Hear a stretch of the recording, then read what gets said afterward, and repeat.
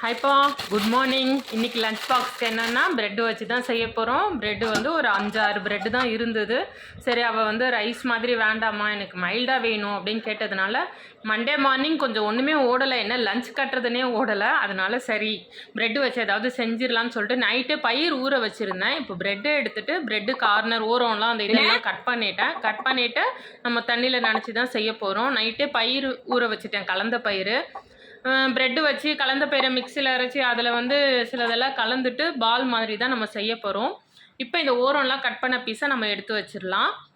இது வந்து ஓரம் கட் பண்ணதை நான் ப்ரெட்டு மிக்சியில் போட்டு கொஞ்சம் துருவின மாதிரி ஆக்கிக்கிட்டேன். ஓரம் கட் பண்ணோம் இல்லையா, அதை மட்டும். அப்புறம் இதுதான் நைட்டு ஊற வச்ச பயிர். இதை வந்து நம்ம மிக்சியில் போட்டு நல்லா அரைச்சிக்கலாம். இது வந்து வேக வைக்கணும்லாம் கிடையாது, ஏன்னா இது சும்மா நார்மலாக அள்ளி சாப்பிடவே இனிப்பாக நல்லா இருக்குது. இப்போ வந்து நல்லா அரைச்சாச்சு. இது கூட என்னென்ன போட போகிறோன்னா இதை நல்லா வலிச்சு போட்டுக்கலாம். நீங்கள் அந்த மாதிரி ஊற வச்ச பயிர் என்ன இருக்கோ அதை அரைச்சிட்டு அது கூட இதெல்லாம் சேர்த்து நம்ம பண்ணலாம். தேவையான அளவு உப்பு சேர்த்துக்கலாம், வெங்காயம் சேர்த்துக்கலாம், கோஸ் சேர்த்துக்கலாம், பீன்ஸ் சேர்த்துக்கலாம், கேரட் சேர்த்துக்கலாம். பச்சை மிளகாய் சேர்க்கல, ஏன்னா பீன்ஸும் பச்சை மிளகாய் ஒரே மாதிரி இருக்கிறதுனால வெறும் மிளகாத்தூள் சேர்த்துக்கிட்டேன். கொஞ்சம் கரம் மசாலா சேர்த்துக்கிட்டேன். ஒரு ஸ்பூன் இஞ்சி பூண்டு சோம்பு பேஸ்ட்டு போட்டாச்சு. கடலை மாவு சேர்த்தாச்சு. இது எல்லாத்தையும் நல்லா பிசைஞ்சிடலாம். லைட்டாக உருண்டை பிடிக்க வரா மாதிரி லைட்டாக உருண்டை பிடிச்சி வச்சிடலாம். நான் கொஞ்சம் பெரிய உருண்டையாக பிடிச்சிட்டேன். மைதா இது சோள மாவு வந்து கொஞ்சம் தண்ணியில் கரைச்சி வச்சுருக்கேன். இப்போ வந்து ப்ரெட்டை தண்ணியில் நனைச்சி பிழிஞ்சு அதுக்குள்ளே அந்த உருண்டையை வச்சு நம்ம எண்ணெயில் பொரித்து எடுக்க போகிறோம். ரொம்ப இல்லை, லைட்டாக இப்படி ஒரு பரட்டு அப்படி ஒரு பரட்டு பரட்டினோடனே தண்ணியை இழுத்துரும். அப்போ அந்த நம்ம உருண்டை பிடிச்சோம் இல்லையா, அதை உள்ளே வச்சு பால் மாதிரியும் பிடிச்சிக்கலாம். இந்த மாதிரி நாலா பக்கமும் மடித்து ஸ்கொயராகவும் செஞ்சுக்கலாம். நான் வந்து ஸ்கொயராக தான் செஞ்சேன். வச்சுட்டு அந்த சோள மாவு தண்ணியை தொட்டு லைட்டாக இது பண்ணி விட்டுக்கிட்டேன். இப்போ நல்லா எல்லாத்தையுமே லைட்டாக இது பண்ணி வச்சுக்கலாம். அதுக்கப்புறம் நல்லா இது பண்ணிவிட்டு ப்ரெட் கிராமில் வந்து அந்த ப்ரெட்டு தூள் பண்ணோம் இல்லையா, அதில் ஒரு புரட்டி எடுத்துக்கலாம். அப்போ தான் நல்லா கிறிஸ்பியாக மொறு நல்லாயிருக்கும். ப்ரெட் இருந்ததுன்னா உள்ளே நீங்கள் இந்த மாதிரி எது வேணால் ஸ்டெஃப்டு வச்சு நீங்கள் பொரிச்சு எடுத்திங்கன்னா சூப்பராக இருக்குது. நான் இது வரைக்கும் இது செஞ்சதில்லை நிறையா, ஆனால் வீடியோஸில் பார்த்துருக்கேன். உருளைக்கிழங்கு வச்சு செஞ்சுருக்காங்க. அதை வச்சு தான் நானுமே ட்ரை பண்ணலாம் அப்படின்னு சொல்லிட்டு ட்ரை பண்ணேன். நல்லா தான் வந்தது.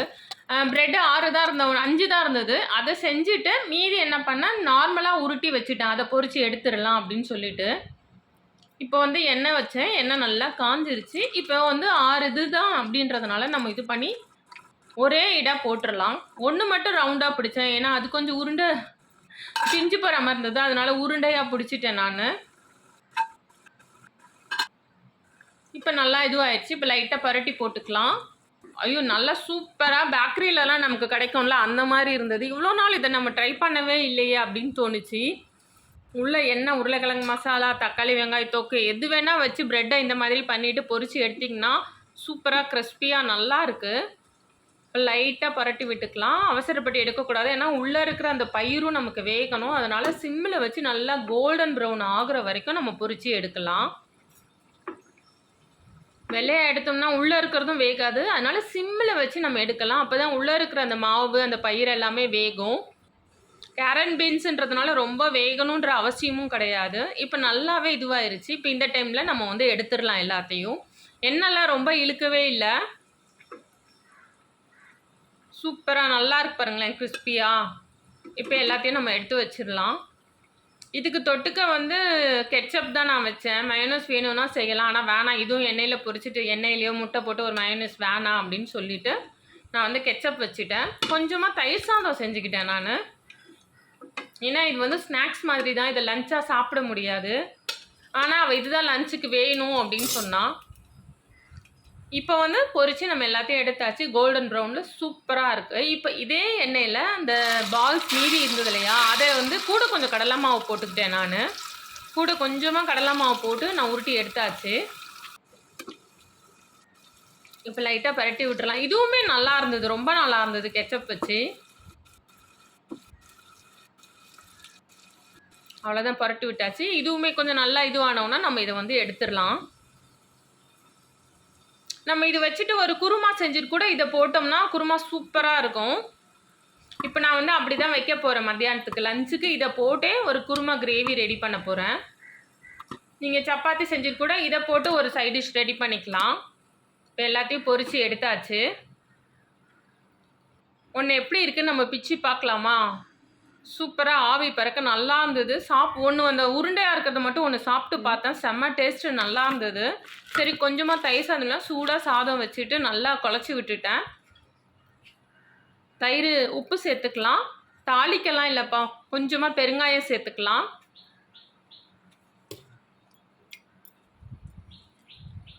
ஒரு பச்சை மிளகாவை அப்படியே கையில் உடச்சி விட்டுக்கும். அப்போ தான் மத்தியானம் திறக்கும் போது நல்லா ஒரு வாசனையாக நல்லாயிருக்கும். தயிர் உரைக்கி ஊற்றிட்டேன். இப்போ உரைக்கி ஊற்றின அந்த தயிர் பாலையே கொஞ்சம் உரைய ஆரம்பிச்சது ஊற்றினேன். இது கூட இன்னும் கொஞ்சம் பால் சேர்த்து நல்லா குழச்சி பசைச்சி லஞ்ச் பாக்ஸில் வச்சிடலாம். நம்ம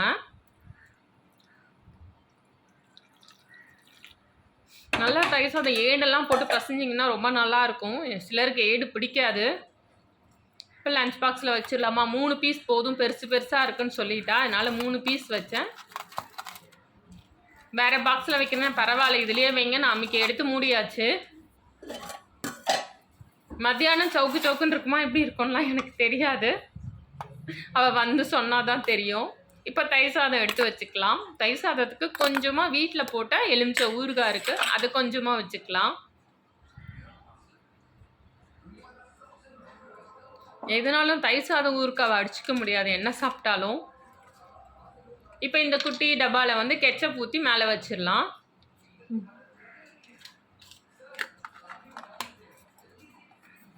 அவ்வளோதான். இன்றைக்கி சூப்பராக லஞ்ச் பாக்ஸ் வந்து ரெடி பண்ணியாச்சுப்பா. Veg crispy bread roll ball என்ன வேணால் வச்சுக்கலாம். அவ்வளோதான்ப்பா. உங்களுக்கு இந்த லஞ்ச் பாக்ஸ் வீடியோ பிடிச்சிருக்கா? கண்டிப்பாக பிடிச்சிருந்தா லைக் பண்ணுங்கள், ஷேர் பண்ணுங்கள், கமெண்ட் பண்ணுங்கள், சப்ஸ்கிரைப் பண்ணுங்கள். அடுத்த வீடியோவில் பார்க்கலாம்ப்பா. பாய்.